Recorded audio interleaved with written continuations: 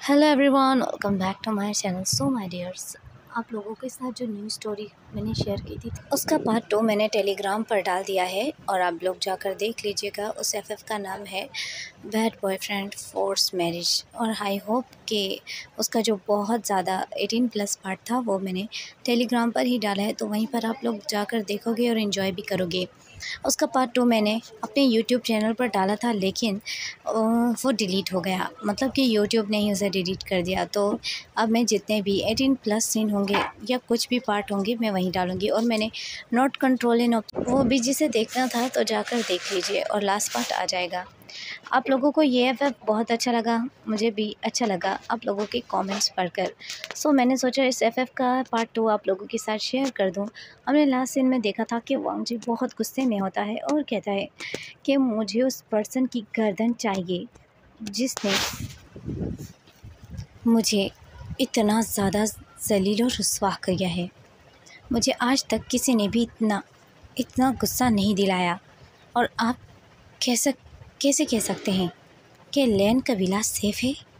एक ये सेफ्टी है। उसके बाद सीन शिफ्ट होता है जहां हमें जिंग चोंग को दिखाया जाता है। ये वही पर्सन है जिसने वांग जी की पिन और उसकी बीचेन ले ली थी। जी चोंग जो कि 3 महीने बाद एक बहुत बड़े फेस्टिवल में जाता है जहां काफ़ी सारे गांव के लोग आए हुए थे। जी चोंग ने यहाँ भी अपने फेस को कवर किया हुआ था और इस तरीके से फिर रहा था जैसे वो किसी को ढूंढ रहा हो। अचानक ही कोई इंसान जल्दी में भागते हुए जी चोंग से टकरा जाता है और जैसे ही वो जी चोंग से टकराता है वो इंसान के फेस पर भी वेल था। जी चोंग उसकी तरफ देखकर पहले तो हैरान होता है, बाद में जी चोंग अचानक ही उसका पीछा करने लगता है। वो बहुत हड़बड़ी में भाग रहा था और बहुत जल्दी में। जी चोंग उसे कहता है रुको। मैंने कहा रुको। उसने पीछे मुड़ते ही फिर से भागना शुरू कर दिया। जी चोंग ने भी वेल पहना हुआ था और उसने भी अपने चेहरे को पूरा कवर किया हुआ था। अचानक वो काफ़ी सारी भीड़ में जाकर यहाँ वहाँ हो जाता है। मतलब वो काफ़ी सारी भीड़ में जाकर यहाँ वहाँ के लोगों के साथ मिल जाता है ताकि जी चोंग उसे जल्दी ना पहचान पाए। लेकिन अचानक ही उसका हाथ किसी ने पकड़ा और खींचते हुए कहा, तो तुम्हारी और मेरी मुलाकात वापस हो गई। मैंने सोचा नहीं था। क्या मैं तुम्हें याद हूँ? उसने डरी हुई नज़रों से जी चोंग को देखा। जी चोंग ने उसकी कलाई से बहुत मजबूती से पकड़ा। अब वो मेघा घबराते हुए और उसकी तरफ देखकर अपनी कलाई को छुड़ाने की कोशिश करने लगा, लेकिन जी चोंग ने उसकी को काफ़ी ज़्यादा मजबूती से पकड़ रखा था। वो अब उसकी हाथों पे मारते हुए उसे बोलता है छोड़ो छोड़ो। जी चोंग कहता है आज तो तुम्हारी वो अकड़ कहाँ है। लेकिन अचानक जी चोंग की नज़र जब उसके पेट पर पड़ती है तो वो चौंक जाता है और कहता है 3 महीनों में ही इतना कुछ कर लिया। ये तंदूर में रोटियां किसने लगाई हैं? वो अपने पेट पर देखता है। उसके पेट से लग रहा था कि वो 9 महीने से प्रेग्नेंट हो। अब वो कहता है जब मैंने तुम्हें पहले देखा था तब तो तुम पतली कमर थे। अचानक इस कमर को कमरा किसने बना दिया? हाँ, छोड़ो मुझे, हाथ छोड़ो मेरा। अरे मेरी तरफ देखो, मुझे बताओ, मैं जानना चाहता हूँ आखिर इसमें किसका हाथ है।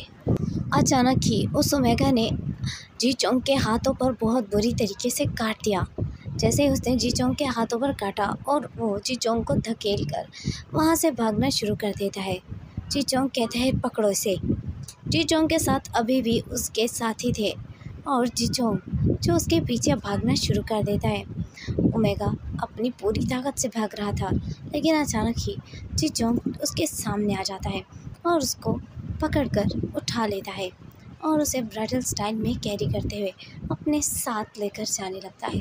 वो बार बार जी चोंग के सीने पर थप्पड़ मारता और अपनी टांगों को हिला रहा था। और जी चोंग जो कहते हैं मुझे तुम्हारा चेहरा देखना है। और जी चोंग जैसे उसके चेहरे से उस नकाब को, उस वाल को हटा देता है तो जी चोंग की नज़र पड़ती है और कहता है लैन वांग जी, हालत तो देखो अपनी, क्या हो गई है? क्या तुम्हारी बेचैन ना होने की वजह से तुम्हारे लैंड कबीले ने तुम्हें निकाल कर फेंक दिया। अपने कपड़े देखो, नहीं तो तुम्हारे कपड़े तो बहुत ज़्यादा कीमती होते थे ना। ये तो एक आम पोशाक है जो तुमने पहनी है। मैं वांगजी नहीं हूँ, छोड़ो। सुनो गोलगप्पा, ज़्यादा बोलो मत, नहीं तो ये जो तुम्हारा गोलगप्पा है ना, तुम्हारी इस पानी पूरी को मैं फोड़ ही ना दूँ। वांगजी को उसने चाकू दिखाते हुए उसके पेट पे रखकर कहा। वांगजी जो उसकी तरफ देखने लगता है, उसने फिर से कहा, मैं वांगजी नहीं हूँ, मुझे जाने दो।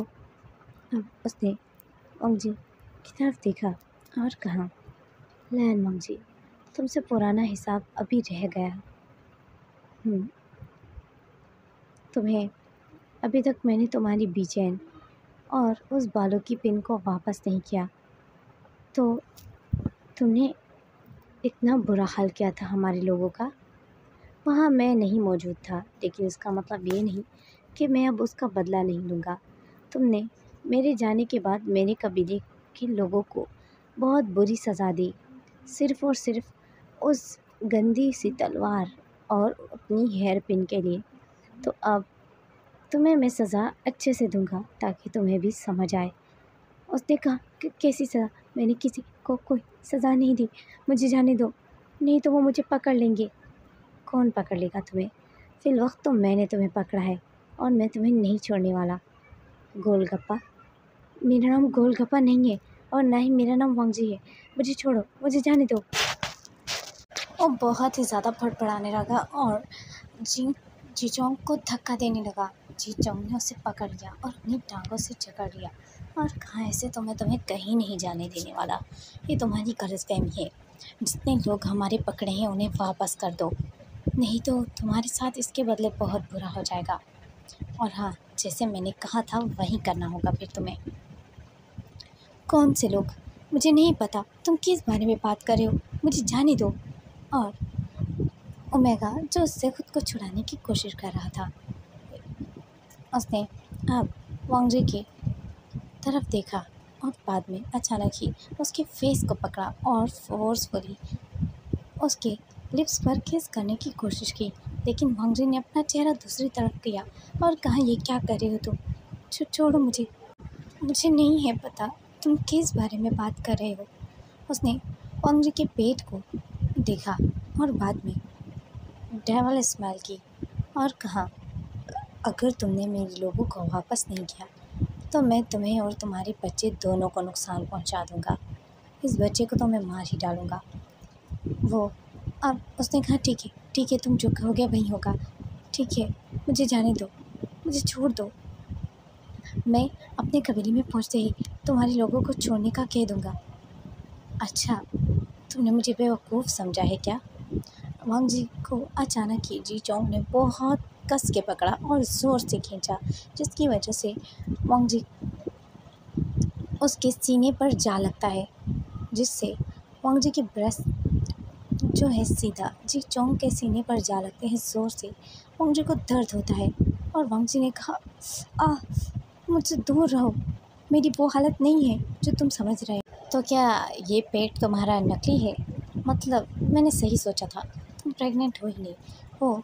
अब जीचोंग जो कि अपने दोस्तों को मुड़ने का कहता है और उसके दोस्त जो मुंह बनाते हैं और कहते हैं, हमें तुम क्यों मुड़ने का कह रहे हो, वो अचानक ही दोस्तों को मुड़ने का कहता है और बाद में वो अचानक ही इस ओमेगा के हनफों को खोलने लगता है। ओमेगा ने उसे धक्का देते हुए कहा, क्या कर रहे हो? ये असली है, तुम क्या कर रहे हो? उसने कहा, मुझे पता है तुम एक झूठे हो, और हाँ, अगर तुम्हें अपनी तलवार और पिन इतनी ही प्यारी थी तो तुम हमसे कोई सौदा भी कर सकते थे। बजाय इसके तुमने हमारे लोगों को बहुत बुरा मारा और उन्हें कैद करके रखा है। सीन शिफ्ट होता है जहां वांगजी को दिखाया जाता है, लैन वांगजी को। लैन वांगजी जिसने कहा, इन सब में से हर एक के बीच की उंगली और पहली उंगली को काट दो ताकि ये फिर से चोरी ना। और इन्होंने अपने लीडर का नाम बताया या नहीं, जो इनके लिए इनका सरबरा था।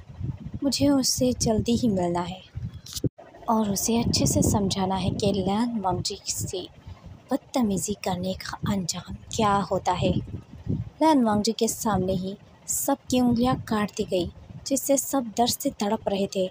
और यहाँ जी चोंग को ये बताया जाता है कि लैन वांगजी ने सबकी उंगलियां कटवा दी। जैसे ही उसे ये पता चलता है तो वो हैरान हो जाता है, क्योंकि लैन वांगजी तो उसके कब्ज़े में है। अगर वो लैन वांगजी नहीं है तो वो कौन है जिसका चेहरा बिल्कुल लैन वांगजी से मिलता है। जी चोंग भाग कर जाता है और देखता है लैन वांगजी तो अब भी उसकी कैद में है, जिसे उसने 3 दिन तक भूखा रखा ताकि वो उसके लोगों को छोड़ दे। आखिर क्या है ये।